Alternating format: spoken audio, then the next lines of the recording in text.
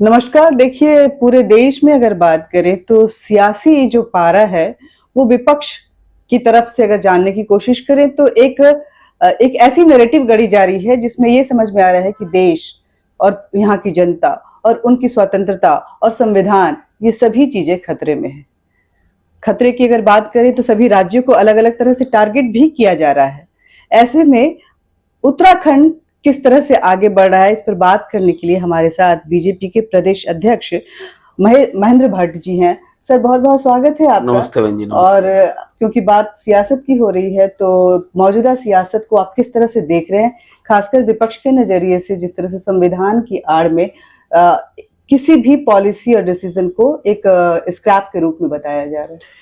देखिए, इस बार का जो चुनाव हुआ और उस चुनाव के अंदर जो मुद्दे निकल के आए, जहां सत्तारूढ़ मोदी जी की, जिसकी मैं, जो हमारे देश के प्रधानमंत्री, जिसका मैं प्रदेश अध्यक्ष के नाते नेतृत्व करता हूं, तो मैं कह सकता हूं कि हमने विकास को मुद्दा बनाया। हाँ। और पिछले 10 वर्षों में विकास का ही मुद्दा इतना प्रभावी रहा कि मोदी जी आज तीसरी बार देश के प्रधानमंत्री बने। लेकिन मुख्य विपक्षी दल हो, चाहे एनडीए गठबंधन हो, जब ये मुद्दा विहीन हो गया तो इन्होंने ऐसे विषय उठाने प्रारंभ किए जो कि मैं कह सकता हूँ संविधान बदलना दूर है, संवैधानिक दृष्टिकोण से भी इस प्रकार की बातचीत करना भी, भारतवर्ष जैसे राज्य के अंदर जहाँ लोकतंत्र का अपना महत्व है, विश्व के सबसे ज्यादा आबादी वाला देश है और जिसके लोकतंत्र को विश्व मानता है, ऐसे स्थान पर एक अफवाह निर्माण करना कि मोदी जी ने 400 पार का नारा दिया है, तो 400 पार अगर बीजेपी की संख्या आ गई तो भारत के संविधान परिवर्तन करेंगे। सत्य यह है कि भारत का संविधान ये कभी बदला नहीं जा सकता है। ठीक है कि समय के साथ जो लोग आज इस बात की चर्चा कर रहे हैं कि बीजेपी संविधान को बदलेगी, सत्य यह है कि उनके शासन काल में अनेक बार संविधान से छेड़खानी हुई है। मैं उन सब विषयों की चर्चा नहीं करूंगा। सारा मीडिया जगत से लेकर बहुत बुद्धिजीवी इस बात को समझते हैं। लेकिन इसके साथ साथ जो देखने को मिला है, जो एक वातावरण देश के अंदर खड़ा करने का प्रयास किया, मैं ये कह सकता हूँ कांग्रेस ने भारत के संविधान के प्रति अनास्था का भाव प्रकट किया है। भारत के संविधान को इतना कमजोर बताने का प्रयास किया कि कोई भी दल, जो कि खास तौर पर सत्ता दल हैं, उनके अंदर अगर भाव को खड़ा करना, इस पर आशंका व्यक्त करना, तो इस बात का प्रमाण होता है कि ये परिस्थितियां क्या निर्माण भविष्य में हो सकती हैं। लेकिन मोदी जी ने जिस प्रकार का सबका साथ, सबका विकास, सबका विश्वास का भाव दिया और स्पष्ट किया कि भारत के संविधान को अगर आज अंबेडकर जी भी अंबेडकर रूप में प्रकट हो जाए तो भारत के संविधान को बदल नहीं सकते हैं। भारत का संविधान एक प्रकार से मैं कह सकता हूँ भारत का मूर्त रूप है और आप भविष्य के अंदर संविधान के अंदर गुणात्मक सुधार होना एक अलग पक्ष है, लेकिन संविधान की मूल भावना को कोई दल बदल नहीं सकता है। मैं कह सकता हूं कि कांग्रेस ने इस प्रकार के इश्यू बनाकर भारत के संविधान के प्रति अनास्था उत्पन्न करने का प्रयास किया, जिससे जनता ने नकार दिया। ठीक है, आप ऐसा बोल रहे हैं, लेकिन यूसीसी को लेकर के फिर एक बार कांग्रेस और बाकी दल जो हैं वो उत्तराखंड पे काफी हावी हो रहे हैं। मामला तो खैर कोर्ट तक पहुंचा, लेकिन आप बोल रहे हैं कि नवंबर में हम इसको लागू कर देंगे। आपको क्या बोलिए? देखिए, भारत के संविधान में उल्लेखित है कि देश के अंदर वो समय कब आए जब सबके लिए समान नागरिक संहिता का लागू हो। और मैं कह सकता हूँ देवभूमि स्थान है जिसने नजीर पेश की। हमारे प्रदेश के मुख्यमंत्री जी ने ये एक वो स्थान चुना है उत्तराखंड देवभूमि का, जहां से यूसीसी लागू किया जा सकता था। उत्तराखंड ऐसा राज्य है जहां मंदिर भी हैं, मस्जिद भी है, गुरुद्वारा हेमकुंड साहिब भी है और चर्च मसूरी नैनीताल के अंदर है। हमारा राज्य में हर धर्मावलंबी व्यक्ति रहता है, इसलिए एक मॉडल राज्य इसके लिए यूसीसी को लागू करने के उसके बड़ा हो नहीं सकता था। और मुझे कहते हैं कुछ कि जितने भी सुझाव लिए गए कहीं से भी यूसी के अंदर जो प्रावधान थे उनके खिलाफ राजनीतिक दलों को अगर अपोजिशन छोड़ दूं, कांग्रेस को छोड़ दूं, तो किसी भी सामाजिक संगठन ने, वहां के जो हमारे बुद्धिजीवी वर्ग हैं, हर प्रकार से एक एक व्यक्ति के जो सुझाव लिए गए, हर संस्था के सुझाव लिए गए, तो हर ने इस बात को स्वीकार किया कि देवभूमि के अंदर यूजीसी को जब उसकी चर्चा हुई, उसको लागू करने की बात आई, तो सबने उसका समर्थन किया। और मैं कह सकता हूँ यूसीसी जहां मातृशक्ति को सम्मान दे रहा है, जहां प्रत्येक व्यक्ति के रहन सहन के भाव को एक समान कर रहा है, तो एक प्रकार से एक नजीर पेश हो गया। देश के अंदर एक अवसर आएगा कि जैसे यूसीसी उत्तराखंड के अंदर लागू हुआ है, मैं कह सकता हूँ अब धीरे धीरे राज्यों से चलते चलते और अनेकों राज्यों ने उसको स्वीकार करना प्रारंभ, अब धीरे धीरे विषय आने प्रारंभ हो जाएंगे। नई सरकारें राज्यों के अंदर बनी है, और वो भी जब उत्तराखंड के अंदर से इंप्लीमेंट देखेंगे, तो मैं कह सकता हूँ हर राज्य इसको अपने यहाँ लागू करेगा, और एक दिन आएगा कि भारत का संसद भी यूसीसी को लागू करेगा। हमने नवंबर से इसको लागू करने का निश्चय किया, और उस जगह हम आगे बढ़े। अच्छा, आप ये उम्मीद रखे हुए हैं कि एक दिन भारत में भी लागू होगा, लेकिन छोटा सा उदाहरण दे रही हूँ, आप यूसीसी लागू करने की बात कर रहे हैं, बोल रहे हैं कि सर्वसहमति है, वहां पे मंदिर भी है, मस्जिद भी है, चर्च भी है, लेकिन एक छोटा सा वाकया हुआ और हंगामा जो है इस कदर बरपा कि बात सुप्रीम कोर्ट तक पहुंच गई है। कांवड़ यात्रा की बात थी, एडवाइजरी जारी करी गई 2 राज्यों के तरफ से, यूपी और उत्तराखंड की तरफ से, कि जो भी वहां पे दुकानदार हैं वो अपने नाम और अपने पहचान का उल्लेख अपनी दुकान पे करे। लेकिन उसके बदले में क्या हुआ कि इतना हंगामा बरपा है कि सारे जो मुस्लिम सामाजिक संगठन से लेकर के विपक्ष हावी होता जा रहा है, मामला सुप्रीम कोर्ट तक पहुंच चुका है। देखिए, अगर मैं इनकम टैक्स से लेकर व्यापारी को रजिस्ट्रेशन की, व्यापार कोई दुकानदार रजिस्ट्रेशन करता है, तो उसमें उल्लेख कहता है कि दुकान पे प्रोप्राइटर का नाम लिखा जाता है। कांवड़ यात्रा, कुंभ मेला और 4 धाम की यात्रा, मैं अगर उत्तराखंड के 4 धामों के दृष्टिकोण से कहूं, तो ये बहुत ही धार्मिक यात्रा के रूप में मानी जाती है। धार्मिक यात्रा में पिछली बार हमने 7-8 ऐसे विषय निकल कर आए जो बहुत बड़े बवाले को बनते बनते उसको रोका गया। तो मैं मानता हूं कि अगर उत्तर प्रदेश की सरकार ने, उत्तराखंड सरकार ने निश्चय किया है कि जिसकी दुकान है अपने दुकान पर पूरा नाम लिख दे, और ये तो कानून सम्मत भी है। भाई आप देखिए कितनी बड़ी बड़ी दुकान भी होगी, शहर का नाम होगा तो प्रोप्राइटर का नाम भी होगा। तो अगर आप इतने बड़े स्थान पर, इतने बड़ी यात्रा क्षेत्र में अगर नाम लिखकर अपना व्यापार चलाते हैं, तो धार्मिक पक्ष को भी इसका लाभ मिलता है। क्योंकि आखिरकार जब आपका मैं दूसरे धर्म के भी अनेकों त्योहार होते हैं, उन धर्मों त्योहार के समय पे भी व्यक्ति इस बात का ध्यान रखता है मुझे क्या खाना चाहिए, क्या नहीं खाना चाहिए।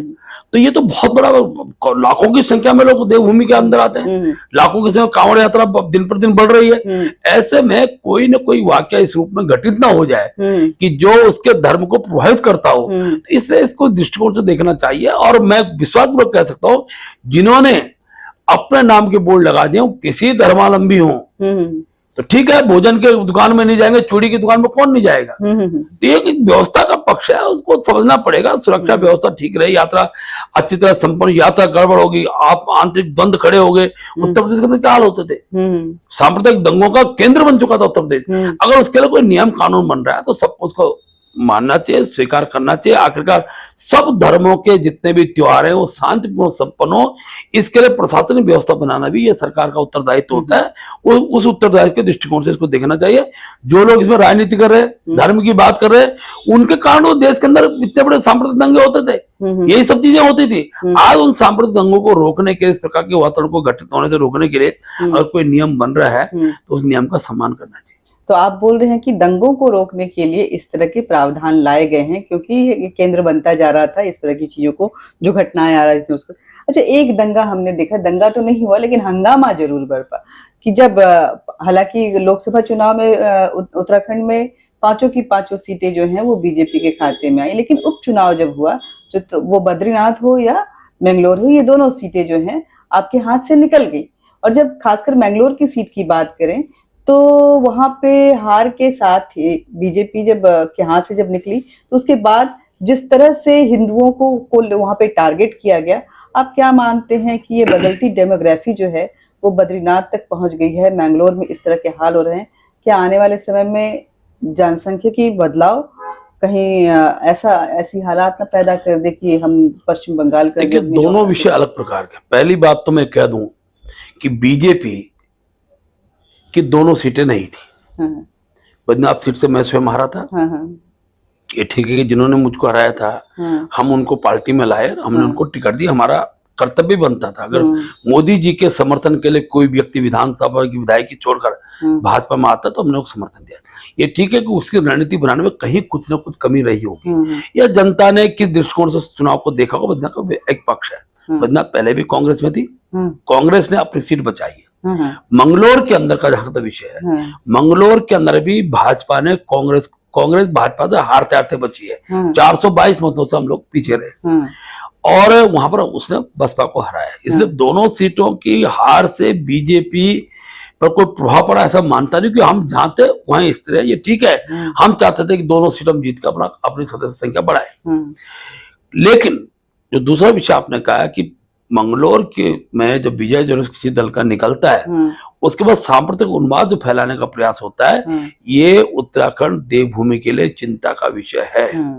और जैसे यूसीसी का विषय है, नकल विरोधी कानून का विषय है, मैं आपको दावे से कह सकता हूँ उत्तराखंड के अंदर हम जनसंख्या नियंत्रण की दृष्टि से भी हम क्या कर सकते, राज्य सरकार उसमें विधायी क्या व्यवस्था बना सकती है, हमको करना पड़ेगा।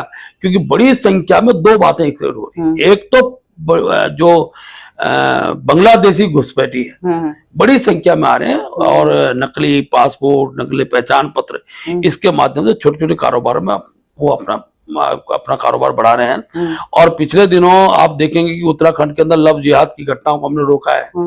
जबरन जो मजारों के नाम पर भूमि का कब्जे कर 5000 एकड़ भूमि हमने उससे छुड़वाई है। उस समय भी उन्माद करने का प्रयास किया। लेकिन ये देवभूमि के अंदर जो षड्यंत्र चल रहा था, पुष्कर सिंह धामी जी ने देवभूमि के देवतुल्य स्वरूप को बनाए रखने के लिए वो सारे कदम उठाए।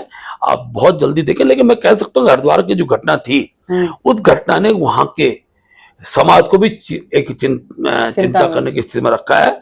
अधिकतर लोग वहां के लोग नहीं थे, वो उत्तर प्रदेश से लेके और आपके मैं कह सकता हूं कि पश्चिमी बंगाल से आए हुए एक बड़ी फोर्स थी जो चुनाव को विशेष दृष्टि में रखी हुई थी। क्योंकि वहां का जो चुनाव था मुख्य रूप से, मैं हिंदू मुस्लिम न कहूं, लेकिन इतना जरूर कहूंगा कि किसी भी रूप में भाजपा हारनी चाहिए। और लगातार उस सीट पर मुस्लिम कैंडिडेट अनेकों बार, जब बसपा से जीते मुस्लिम कैंडिडेट जीते, बीजेपी से जीते, कांग्रेस से जीते मुस्लिम कैंडिडेट।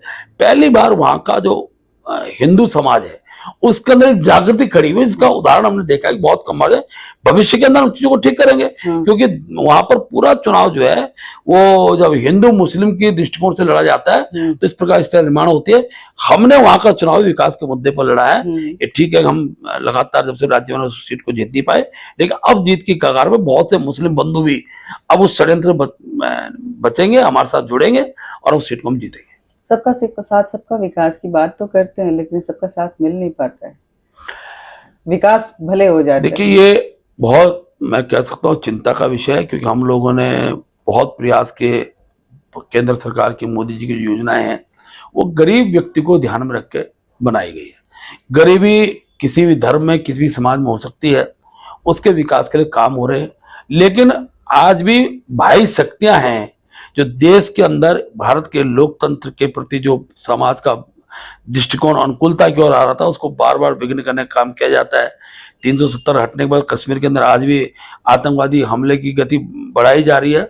और मैं कह सकता हूँ इसके लिए बड़ी संख्या में जो आंतरिक, जो भारतवर्ष के अंदर का जो आंतरिक जो बाह्य सहायता प्राप्त आतंकवादी संगठन है या इस प्रकार के जिहादी संगठन है, इनके द्वारा एक षड्यंत्र लंबा चलेगा नहीं। मोदी जी इन 5 वर्षों के अंदर इस षड्यंत्र को बेनकाब करेंगे और ऐसा वातावरण देश के अंदर बनेगा कि भारत माता के प्रति श्रद्धा का भाव रखने वाले समाज, जाति, धर्म के हर व्यक्ति का यहाँ कद्र होगी, यहाँ सम्मान होगा।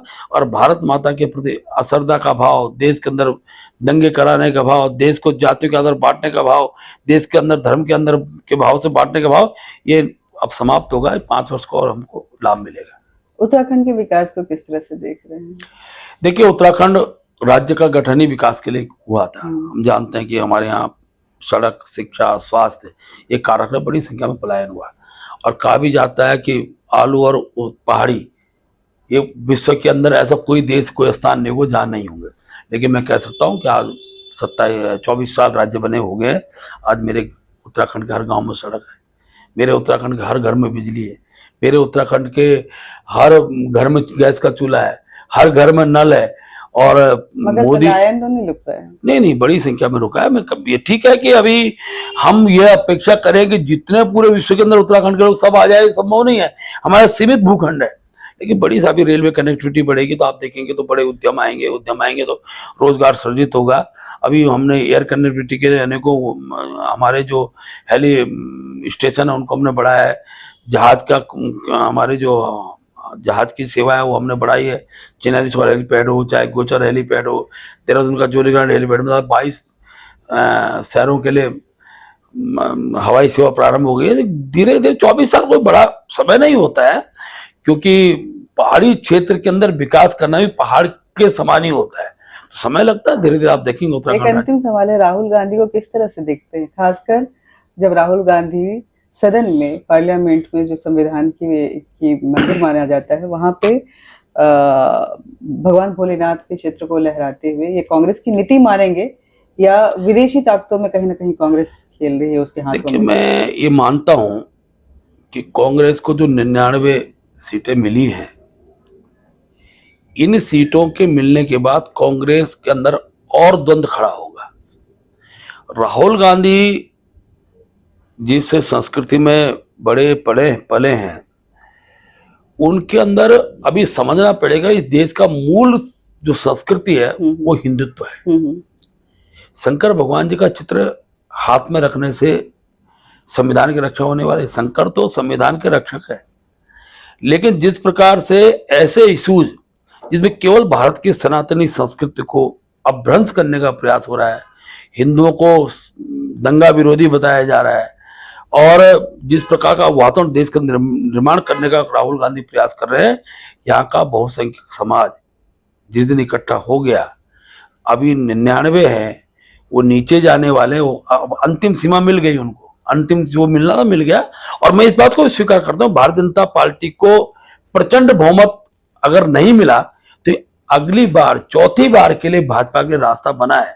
कई बार अत्यंत बहुमत के बाद भी एक प्रकार से काम की गति में शिथिलता आती है, और कार्यकर्ता अति आत्मविश्वास में अपने कर्तव्यों को, अपने कामों को छोड़ देता है। लेकिन अभी बीजेपी के कार्यकर्ताओं को सबको मिला है, और मोदी जी और हमारे पूरा केंद्र नेतृत्व है, राज्यों का नेतृत्व है, वो इस बार का विचार करेगा कि कहाँ त्रुटि रही, कहाँ कमी रही, और इस बार का जनादेश चौथी बार के लिए भारतीय जनता पार्टी का सार्थक सिद्ध होगा।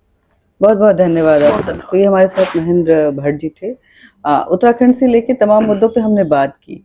बात यहाँ पे कांवड़ यात्रा की हो रही है और बाकी तमाम मुद्दों की हो रही है। बात सुप्रीम कोर्ट तक भी पहुंच गई है, और इसमें उत्तराखंड को भी पार्टी बनाया गया है। देखते हैं ये मामला किस कदर आगे बढ़ता है और कितना तूल पकड़ता है, क्योंकि बजट सेशन शुरू होने वाला है और एक बार फिर सदन हंगामे को तैयार है।